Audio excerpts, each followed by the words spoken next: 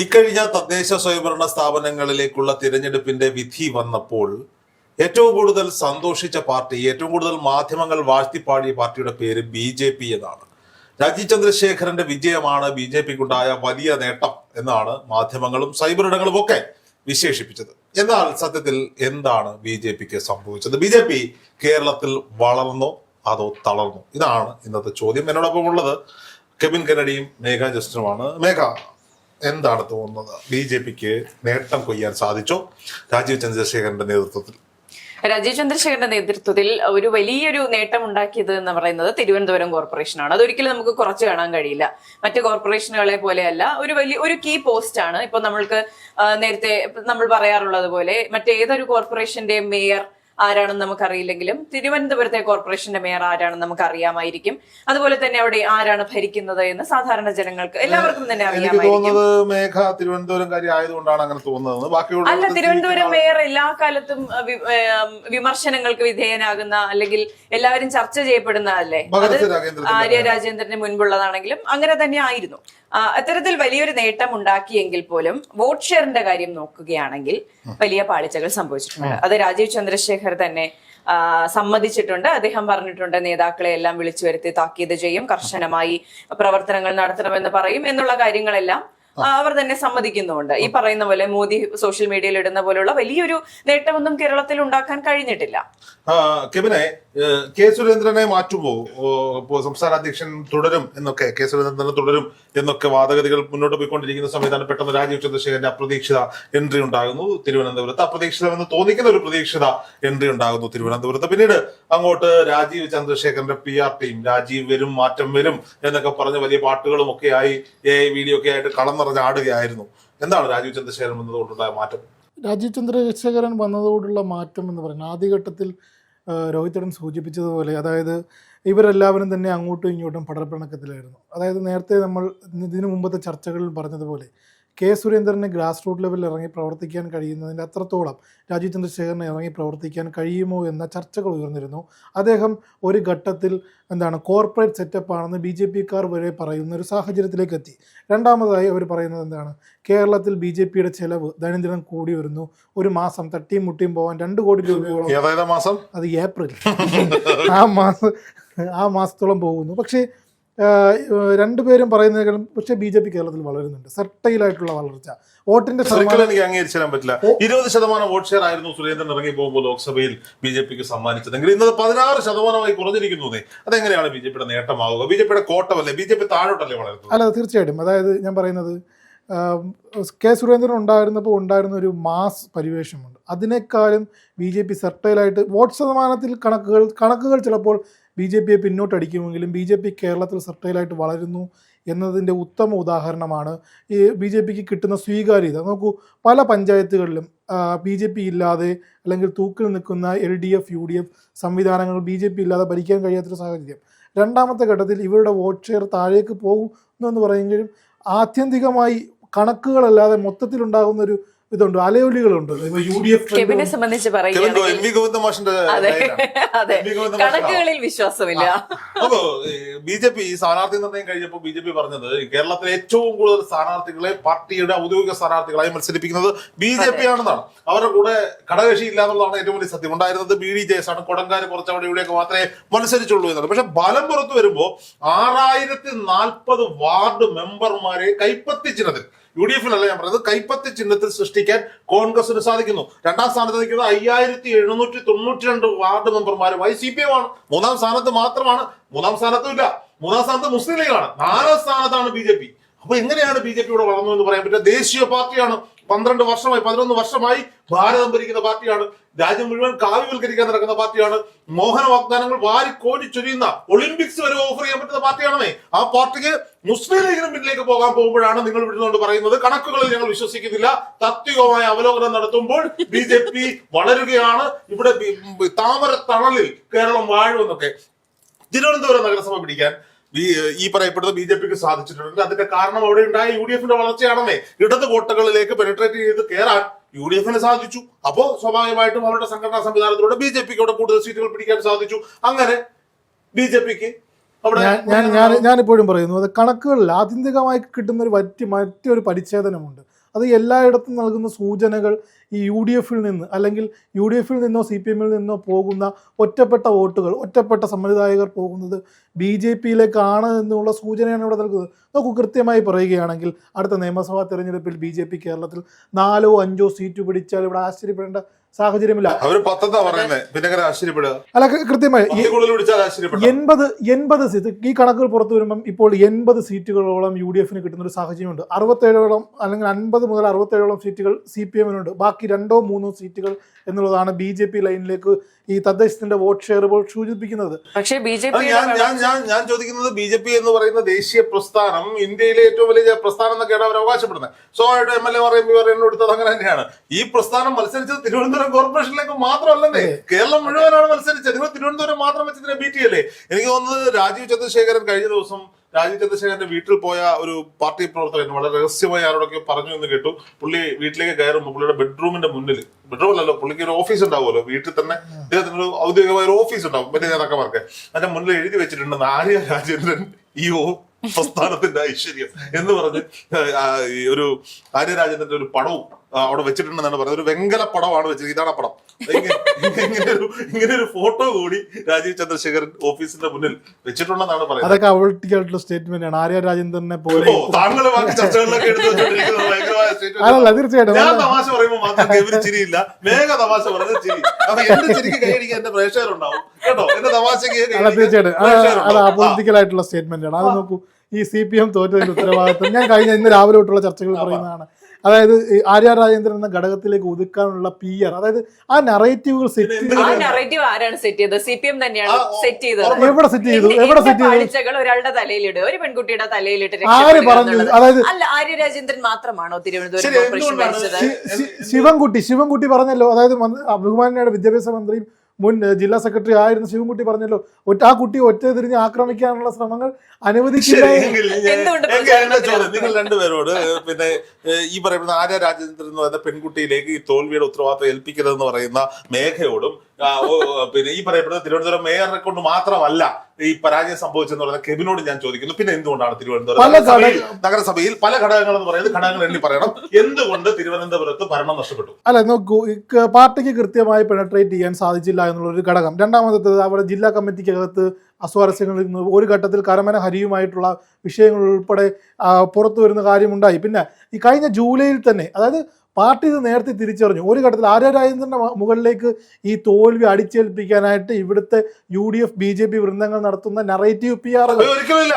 ആര്യ രാജേന്ദ്രന്റെ മുന്നിലേക്കല്ല, പിണറായി വിജയന്റെ തലയിലേക്ക് വെച്ചു കൊടുക്കാനാണ് ഇവിടുത്തെ UDF. ആര്യ രാജേന്ദ്രൻ ആരാ? പാവം കൊച്ചു, ഇപ്പൊ വീട്ടിൽ നിന്ന് ഗൃഹസ്ഥയെ ഒതുങ്ങി ജീവിക്കാൻ തീരുമാനിച്ചിരിക്കാൻ കുട്ടി. അല്ലെങ്കിൽ അവർ മത്സരിക്കില്ലായിരുന്നു. ഇത്രയും പാർട്ടി ഉത്തരവാദിത്തം കൃത്യമായി നടത്തി. അതെ, ആ കുട്ടി വിവാഹം കഴിഞ്ഞു, കൈക്കുഞ്ഞുണ്ട്, ആ കുട്ടി ഗൃഹസ്ഥയെ ഉത്തരവാദിത്തങ്ങൾ അവരെപ്പോഴും പൊതുമണ്ഡലത്തിലുണ്ട്. പാർട്ടി പോസ്റ്റ് ഇല്ല, പാർട്ടി മെമ്പർ മാത്രമാണ്. ഞാൻ അവരെ വിമർശിച്ചതല്ല, കാര്യമായി പറയാം. ആ പെൺകുട്ടി എന്ന് പറഞ്ഞത് ആ കുട്ടി എന്നെക്കാൾ പ്രായത്തിലുള്ള കുട്ടി ആയതുകൊണ്ടാണ്. ആ പെൺകുട്ടി ഇപ്പൊ വീട്ടിലെ കാര്യങ്ങളൊക്കെ നോക്കി കാര്യങ്ങളുമായിട്ട് പോവാണ്. ഞങ്ങൾ UDF ക്യാമ്പ് ഓൺ ചെയ്യുന്നത് എന്താണ്? ഞങ്ങൾ ഈ പരാജയത്തിന്റെ ഉത്തരവാദിത്തം ബഹുമാനപ്പെട്ട മുഖ്യമന്ത്രിക്കാണ്, ഭരണത്തിനാണ്, ഭരണസമിതിക്കാണ്, കോർപ്പറേഷൻ. ആര്യ രാജ്യത്തിലേക്ക് കൊണ്ടുവെക്കുന്നത് CPM ആണോ? അല്ല, ഒരിക്കലുമല്ല. അല്ല, അപ്പോഴും ഒരു ചോദ്യമുണ്ട്. ആരാണെന്ന് ചോദ്യത്തിന് ഉത്തരം അതാണ് പറയുന്നത്. UDF-ഉം അതേപോലെ തന്നെ BJP പോലെ അടങ്ങുന്ന സൈബർ ഹാൻഡിലുകൾ നടത്തുന്ന നറേറ്റീവുകളാണ് കൊണ്ടുവയ്ക്കുന്നത്. അപ്പൊ ഏത് ഘട്ടത്തിലാണ് ആര്യ രാജേന്ദ്രനിലേക്ക് ഇതെത്തുന്നത്? നോക്കൂ, അതായത് ഈ കോൺഗ്രസ് വലിയ മുന്നേറ്റം നടത്തി എന്ന് പറയുന്നു. അതായത് ഈ എത്രത്തോളം ചെറുപ്പക്കാരെ വിജയിപ്പിച്ചെടുക്കാൻ UDF-ന് അവിടെ സാധിച്ചു എന്നുള്ളത് മറ്റൊരു ചോദ്യമാണ്. അതായത് വലിയ രാഷ്ട്രീയമായിട്ടുള്ള ആദ്യഘട്ടത്തിൽ തന്നെ മുന്നോട്ട് പോകുന്ന ഒരു സാഹചര്യത്തിൽ 17 സീറ്റുകൾ 18 സീറ്റിലേക്ക് വരുമ്പോഴത്തേന് അവിടെ ഈ CPM-ന്റെ കയ്യിലിരിപ്പ് കാരണം തോറ്റ വാമദേവന്റെ സീറ്റിലുള്ള വൈഷ്ണയും അല്ലെങ്കിൽ തന്നെ അതേപോലെ ഈ ബാക്കി നേമം ഷജീറിനെ ഇറക്കി, അല്ലെങ്കിൽ ഇതുപോലെ നീതുവിനെ ഇറക്കി, അതേപോലെ ഒരുപാട് മുൻനിര പോരാളികളെ അവർ തോറ്റു. നോക്കൂ ഇവിടെ എന്താണ് സംഭവിക്കുന്നത്. ഇവിടുത്തെ പുതുതലമുറയ്ക്ക് പോരാടാൻ ഉറപ്പുള്ള ചങ്കുറപ്പോടെ അവർ സിറ്റിംഗ് സീറ്റിലൊന്നും അല്ല മത്സരിച്ചൊക്കെ ഇവര് മനസ്സിലാക്കണം. CPM മത്സരിച്ചതുപോലെ BJP മത്സരിച്ച പോലെ പ്രബലമായ പാർട്ടി ആയിരുന്ന ഒരു കാലത്ത് ഇപ്പൊ അല്ല, നിലവിലല്ല. KC വേണുഗോപാൽ ദേശീയ പരിശോധിക്കൂ BJP പിടിച്ചെടുത്ത ഭൂരിഭാഗം സീറ്റുകളും കോൺഗ്രസിന്റെ ഉറച്ച വാർഡുകളായിരുന്ന ഒരു ഘട്ടത്തിൽ കോൺഗ്രസിന്റെ സംഘടനാ സംവിധാനങ്ങൾ ഉണ്ടായിരുന്നതാണ്. അത് പിടിച്ചെടുത്തതാണ്. ഈ തിരഞ്ഞെടുപ്പിൽ ഇപ്പൊ ഈ കൃത്യമായി അന്വേഷണം നടത്തിയാൽ അറിയാൻ കഴിയും കോൺഗ്രസ് BJPക്ക് വോട്ട് മറിച്ചോ സെറ്റിൽമെന്റ് നടന്നിട്ടുണ്ടോ എന്നുള്ള കാര്യം. അതുകൊണ്ടാണല്ലോ കോൺഗ്രസ് പറഞ്ഞുകൊണ്ടിരിക്കുന്നത് കച്ചവടം നടത്തിയിട്ട് അങ്ങോട്ട് ഇങ്ങോട്ടും വെച്ച് മാറാം. അതെ, അത്തരത്തിൽ നടന്നിട്ടുണ്ടോ അല്ലെങ്കിൽ ലോക്കലായ എത്രത്തിൽ സെറ്റിൽമെന്റ്. കോൺഗ്രസിന് എന്തായാലും ലാവലിൻ കേസ് തലയിൽ വാളായിട്ട് കോൺഗ്രസിന് എന്തായാലും CPM-നെ സപ്പോർട്ട് ചെയ്തിട്ട് ഇപ്പൊ ഒന്നും സാധിക്കാനുമില്ല. അത് ചെയ്യേണ്ടുന്നത് BJPക്കും CPM-നുമാണ്. പിണറായി വിജയന്റെ നേതൃത്വത്തിൽ എത്ര സീറ്റ് LDF BJPക്ക് കൊടുത്തു? അല്ല, ഞാൻ ചോദിക്കട്ടെ, ഈ 16% സംസ്ഥാനത്ത് ഒട്ടാകെ വോട്ടുകൾ കുറയുമ്പോൾ ബാക്കി 4% വോട്ടുകൾ എങ്ങോട്ട് പോകുമെന്ന് ഒന്ന് പരിശോധിച്ചാൽ അറിയാം. ആ വോട്ടുകൾ എങ്ങോട്ടേക്കാണ് പോയത്? അത് കോൺഗ്രസിലേക്കാണ് പോയത്. കോൺഗ്രസിലേക്കാണ് പോയി.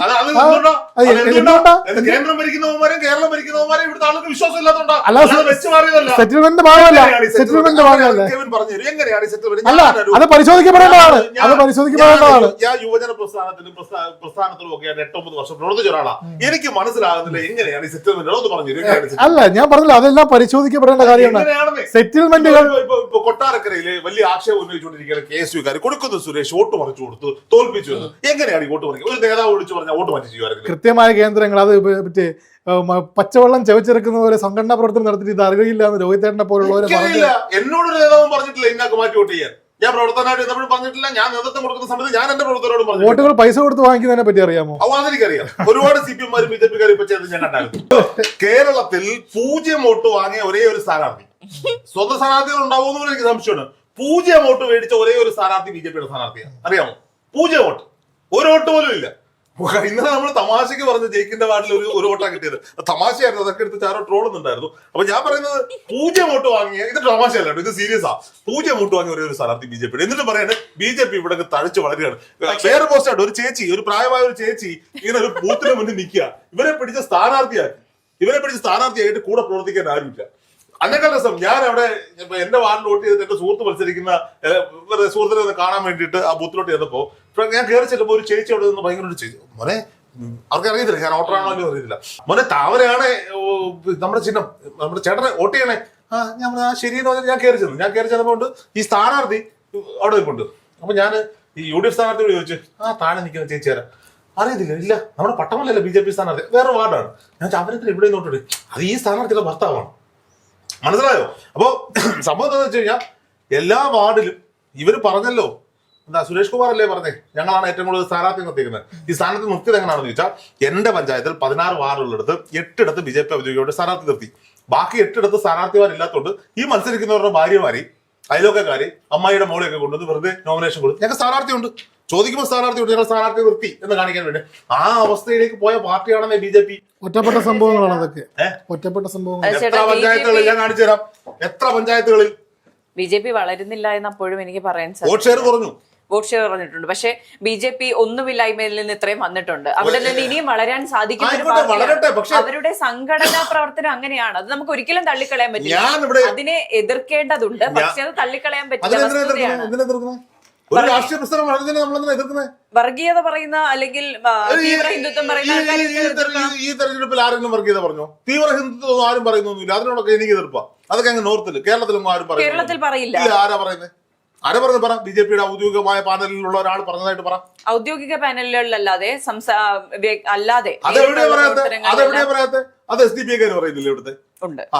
ഈ പറയുന്ന എന്ത് തരം വർഗീയതയാണെങ്കിലും അത് ഹിന്ദു വർഗീയത, മുസ്ലിം വർഗീയത എന്നൊന്നുമില്ല. ഞാൻ പറയുന്നത് അങ്ങനെ പറയുന്നവരുണ്ടെങ്കിൽ അവർ മാറ്റി നിർത്തപ്പെടണം. BJP ഇപ്പോഴത്തെ ഒരു സാഹചര്യത്തിൽ അങ്ങനെ പറയുന്ന ഒരു പാർട്ടിയാണെന്ന് എനിക്ക് തോന്നുന്നില്ല. എങ്കിൽ പോലും ഇപ്പോൾ വലിയ വേരുകൾ ഇവിടെ ഇല്ലാത്തത് കൊണ്ട് മാത്രം. വലിയ വേരുകളുണ്ട്. ബാക്കിയുള്ളടത്ത് ഇല്ലാത്തതിനേക്കാൾ വലിയ മണി പവറും മസിൽ പവറും ഉള്ളവരാണ് അവർ. BJP ഇവിടുത്തെ രാഷ്ട്രീയ പ്രസ്ഥാനമാണ്. എല്ലാ രാഷ്ട്രീയ പ്രസ്ഥാനങ്ങൾക്കും ഇപ്പൊ ജമാഅത്തെ ഇസ്ലാമിയെ കുറിച്ച് DYFI അവര് രാഷ്ട്രീയ പ്രസ്ഥാനമാണ്, നിരോധിക്കപ്പെട്ടിട്ടില്ല. അപ്പോൾ സ്വാഭാവികമായിട്ടും മത്സരം അവർ മുന്നോട്ട് വയ്ക്കുന്ന രാഷ്ട്രീയത്തെ മാത്രമേ വിമർശിക്കുന്നുള്ളൂ. അതാ ഞാൻ പറയാം, വർഗീയ രാഷ്ട്രീയം. ശരി, ആയിക്കോട്ടെ. ജമാഅത്തെ ഇസ്ലാമിയുടെ വോട്ടുകൾ വാങ്ങിച്ചാണ് UDF ജയിച്ചതെന്ന് പറഞ്ഞാൽ, ഞാൻ ചോദിക്കട്ടെ, അവര് രാഷ്ട്രീയ പാർട്ടി അല്ലേ? അവിടെ വോട്ട് ചെയ്യുന്ന മനുഷ്യരല്ലേന്നേ? എന്താണ് യു ഡി എഫിന്റെ നയം? ഇവിടെ ജനതാ പാർട്ടിയുടെ വോട്ട് മേടിച്ച് ജയിച്ച ഒരേ ഒരാളാണ് അവിടെ മുഖ്യമന്ത്രിയായിട്ട് ഇരിക്കുന്നത്. ഏത് ജനതാ പാർട്ടിയുടെ? പഴയ ജനതാ പാർട്ടിയുടെ. ഇതൊക്കെ ചുമ്മാ ആരോപണം. അത് നോട്ടീസ് ഇപ്പോഴും കിടപ്പുണ്ട്. അതെ നാളെ അതിനെക്കുറിച്ച് ചർച്ച ചരിത്രം ഞാൻ എടുത്തു തരാം. അതെ. ജമാഅത്ത് ഇസ്ലാമിയുടെ വോട്ടുകൾ വാങ്ങിച്ചിട്ടുണ്ടോ U D F? U D F പരസ്യ പിന്തുണ നൽകിയിട്ടുണ്ടോ? അതായത് ഒരു വോട്ടിനും അല്ലെങ്കിൽ അധികാരത്തിനും വേണ്ടി ഇവിടുത്തെ CPM യാതൊരുവിധ വർഗീയ ശക്തികളുടെയും പുറകെ മദനിയുമായിട്ട് വേദി പങ്കിട്ടതാരാ? വേദി പങ്കിട്ടെന്ന് പറഞ്ഞ് വോട്ട് കിട്ടൂ? പിന്നെന്തോ വോട്ട് കിട്ടൂ? എന്നാ ഇവിടെ സാംസ്കാരിക മന്ത്രി എന്ന അദ്ദേഹത്തിന് വ്യക്തിപരമായ ഒരു ഒരു മാതൃത്വം നൽകുന്ന അമ്മയുടെ പ്രായമുള്ള ഒരു വ്യക്തി ഉമ്മ വെച്ചതിനാണോ നിങ്ങൾ ഇത്തരത്തിൽ പറയുന്നത്? അതിനൊക്കെ ആ കണ്ണോടുകൂടിയാണോ കാണുന്നത്? ഇവിടെ വോട്ടുണ്ടെന്ന ദിവസം ഇവിടെ ഇരുന്ന് എന്തോ ടൈപ്പ് ചെയ്യാ ക്യാപ്സ്യൂൾ. അല്ലല്ല, ഞാനല്ല ഇത്തരത്തിൽ വക്രീയമായ രീതിയിലൊന്നും അതിനെ കാണണ്ട. അമ്മയുടെ സ്നേഹം അല്ലെങ്കിൽ അമ്മയ്ക്ക് അല്ല യു ഡി എഫിന്റെ നയം എന്താ? അപ്പൊ ജമാഅത്ത് ഇസ്ലാമി മുന്നോട്ട് വെക്കുന്ന രാഷ്ട്രീയം എന്താ? സ്വാഭാവികമായിട്ടും അവരിപ്പോ വോട്ട് ചെയ്ത് അത് തന്നെ വെൽഫെയർ ഫ്രണ്ട് പാർട്ടിയുടെ എന്തുകൊണ്ട് വാങ്ങിക്കുന്നു? CPM അതാണ് നേരത്തെ CPM നയം പറയുമല്ലോ. അതായത് തൊഴിലാളികൾക്ക് അതൊക്കെ നിങ്ങൾക്ക് അറിയാമല്ലോ, നിങ്ങൾ അല്ലെങ്കിൽ വായിച്ച് പഠിക്കണം. കൃത്യമായി പറഞ്ഞു ആണ്.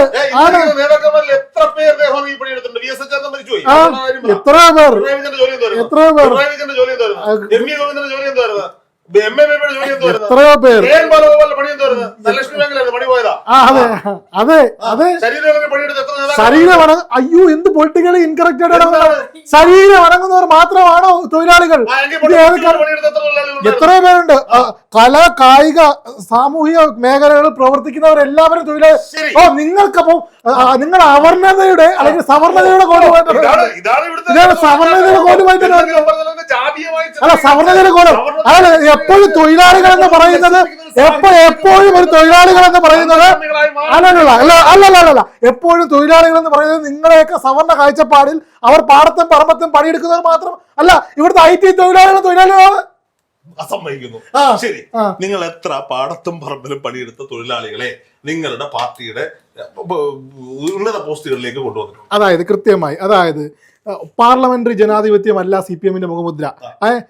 എത്രയോ പേർ ഒരു സ്ഥാനമാനങ്ങളും അർഹിക്കാതെ ഈ പാർട്ടിക്ക് വേണ്ടി പണിയെടുക്കുന്നു. ഏറ്റവും രസകരമായ കാര്യം ഞാൻ ഇവരോട് പറയാം. ഞങ്ങളുടെ പഞ്ചായത്തില് മേലില പഞ്ചായത്തില് കോൺഗ്രസ് പാർട്ടി അല്ല യുഡിഎഫിന്റെ നയം പറ. ഞാൻ പറഞ്ഞല്ലോ മതേതരത്തിന്റെ ഭാഗത്ത് എന്തുകൊണ്ട് ജമാഅത്ത് ഇസ്ലാമിയുടെ ജമാഅത്ത് ഇസ്ലാമിയുടെ പ്രചാര വേളകളിൽ വീണു? ഞാനത് പറഞ്ഞു തീർക്കട്ടെ. നിങ്ങളുടെ പ്രതിപക്ഷ തള്ളി പറയൂ. തള്ളി പറയും. ഞാനൊന്ന് പറയട്ടെ. ഞങ്ങളുടെ പഞ്ചായത്തില് 16 വാർഡുകളില് ഒരു ജനറൽ സീറ്റിൽ ഞാൻ മേന്മ പറയുന്ന പോലെ ഒരു ജനറൽ സീറ്റിൽ K പ്രസാദ് എന്ന് പറയുന്ന സ്ഥാനാർത്ഥിയെ മത്സരിപ്പിച്ചു. അദ്ദേഹത്തിന്റെ ഇപ്പൊ എന്തായാലും ജാതി സംവരണം ഉണ്ടല്ലോ, അതുകൊണ്ട് പറയുന്ന SC/ST വിഭാഗത്തിൽപ്പെടുന്ന ഒരാളാണ്. ജനറൽ സീറ്റിലാണ് മത്സരിപ്പിച്ചത്. ഓപ്പോസിറ്റ് മത്സരിച്ചത് CPM പഞ്ചായത്ത് പ്രസിഡന്റ് സ്ഥാനാർത്ഥി, മുൻ മെമ്പറായിരുന്നു, സൊസൈറ്റി ജീവനക്കാരനാണ്, ജനകീയനാണ്, കാര്യങ്ങളൊക്കെ സുമുഖനാണ്, സുന്ദരനാണ്, എല്ലാവരോടും നന്നായി ഇടപെടാൻ പറ്റുന്ന, നമ്മൾ കാണുന്ന എന്ന് വിളിക്കുന്ന സ്നേഹമുള്ള ഒരാളാണ്.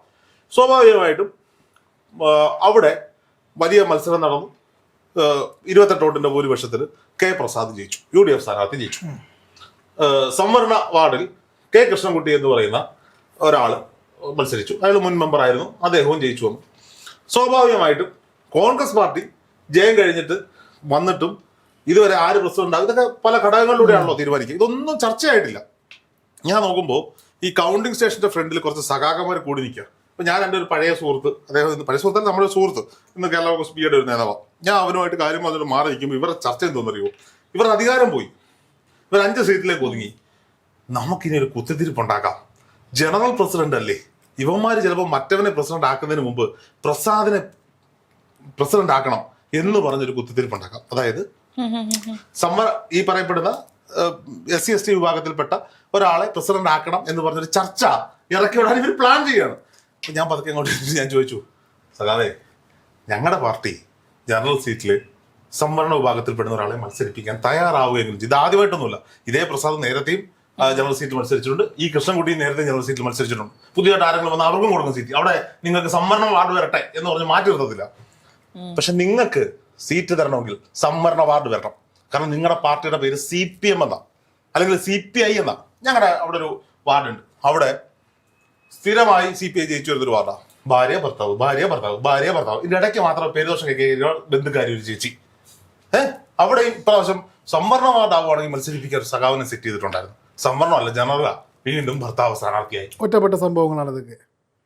എത്ര ജനറൽ സീറ്റുകൾ, എന്റെ ചോദ്യം കൊണ്ടാ, എത്ര ജനറൽ സീറ്റുകളിൽ CPM ഈ പറയപ്പെടുന്ന സംവരണ നോക്കൂ. അതായത് ഘടകങ്ങളുടെ അടിസ്ഥാനപ്പെടുത്തി നോക്കുമ്പോൾ രാഷ്ട്രീയപരമായ ഒരു സ്ഥാനാർത്ഥിയെ നിർത്തുമ്പോൾ എല്ലാ ഘടകങ്ങളും എല്ലാ പാർട്ടികളും പരിശോധിക്കും. UDF അത്തരത്തിലൊരു സ്ഥാനാർത്ഥിയെ നിർത്തിയിട്ടുണ്ടെങ്കിൽ അത് ശ്ലാഘനീയം. ഇന്ത്യൻ നാഷണൽ കോൺഗ്രസിന്റെ വർക്കിംഗ് പ്രസിഡന്റുമാരിൽ ഒരാളുടെ പേരെന്താ? AP അനിൽകുമാർ എന്നാ. AP അനിൽകുമാർ, അറിയാം. ഒരാളുടെ പേര് പറയാൻ പറഞ്ഞപ്പോഴാണ്. ഞാൻ പറയാ, അല്ല, എല്ലാ വിഭാഗങ്ങളിൽ നിന്നുള്ള ആളുകൾക്കും കൃത്യമായ അക്കോമഡേഷൻ ഉണ്ട് അവിടെ. അതെ. CPM അങ്ങനെ പറയാൻ പറ്റുമോ? എന്താ പറയാൻ പറ്റുന്നത്? K. രാധാകൃഷ്ണൻ നാളെ മുഖ്യമന്ത്രി ആയി പോയാലോ എന്ന് വിചാരിച്ച് പുള്ളിയെ കൊണ്ടുവന്ന് ചേലക്കരെ മത്സരിപ്പിച്ച് പറഞ്ഞു വിട്ട ആളുകളാണ്. അതൊക്കെ നിങ്ങൾ അടിച്ചുവിടുന്ന രാഷ്ട്രീയ. നോക്കൂ, CPM എന്ന് പറയുന്നത് രക്ഷപ്പെടുത്തിയത് അയ്യപ്പൻ ഈ വിവാദങ്ങളിൽ ഒന്നും വിടാതെ. അയ്യപ്പന് ഇഷ്ടമായാലായിരുന്നു. K. രാധാകൃഷ്ണൻ ജയിച്ചപ്പോ ദേവസ്വം ബോർഡ് മന്ത്രി ആക്കിയപ്പോ നിങ്ങള് ക്യാപ്ഷൻ എഴുതിയവരായിട്ട് തന്തം കമ്മികള് എന്ത് ഒരു ദളിതനെ ദേവസ്വം ബോർഡ് മന്ത്രി ആക്കിയത്. അത് നവോത്ഥാനമല്ലേ?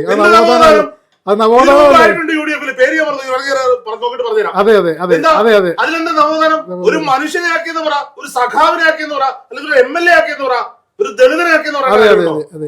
ഇത് എന്ത് നവോത്ഥാനമാ? എന്ത് നവോത്ഥാനമാ? ചുമ്മാ അടിക്കുക നവോത്ഥാനം. അതായത് നിങ്ങൾ ചർച്ച CPM കോൺഗ്രസും അല്ല, ചർച്ച BJP ആണ്. BJPയിലേക്ക് മടങ്ങി വന്നാൽ BJP 4% വോട്ട് ഷെയറുകളിൽ പരാജയപ്പെട്ട് നിൽക്കുന്നു. സുരേന്ദ്രൻ ഉണ്ടാക്കി വെച്ച K. സുരേന്ദ്രന്റെ നേതൃത്വം ഉണ്ടാക്കി വെച്ച 20% വോട്ട് ഷെയറിനെ 4% വോട്ട് ഷെയർ രാജീവ് ചന്ദ്രശേഖരൻ നശിപ്പിച്ചിരിക്കുന്നു. ആ BJPയുടെ വോട്ട് ഷെയർ കൃത്യമായി പോയിരിക്കുന്നത് കോൺഗ്രസിലേക്കാണ്. അത് കോൺഗ്രസിന്റെ കഴിവ്. അതെ, അത് ഏതെങ്കിലും തരത്തിലുള്ള രാഷ്ട്രീയപരമായ സെറ്റിൽമെന്റുകൾ നടന്നുകൊണ്ട് നേരത്തെ CJP എന്ന് പറഞ്ഞുകൊണ്ടിരുന്ന ഇത്തരക്കാർ കോൺഗ്രസുമായി കൈകോർത്തിട്ടുണ്ടോ എന്ന് പരിശോധിക്കപ്പെടേണ്ടതാണ്.